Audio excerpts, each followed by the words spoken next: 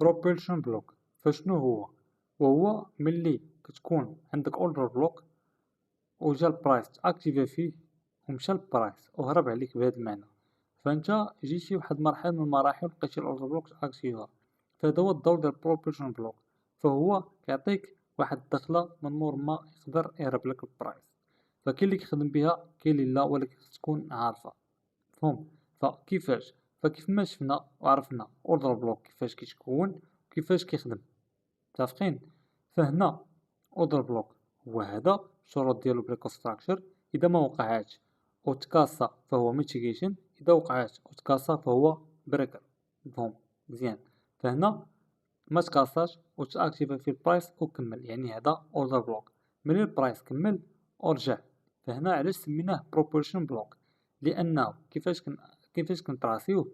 هاد الشمعه اللي دخلت لينا الاوبي هي حمراء، خاصها حتى تتكاسا، واذا كانت خضراء خاصها حتى تتكاسا بالحمراء. اذا كانت اتجاه معاكس، فهنا اتجاه طالع، فخاص تتكاسا وتسد فوقها بالبادي بهاد الكاندل هادي.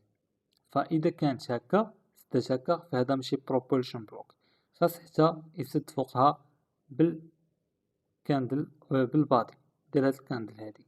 فهنا كنقدروا نطراسيو هاد الكاندل الحمراء وكنسميوها بروبولشن بلوك، وكنتسناو البرايس يمشي ويجي يهبط ليها ويتاكتيفا فيها هنايا باش اننا ناخدو معاها كمالة ديال هاد الاتجاه في هاد الصفقة هادي.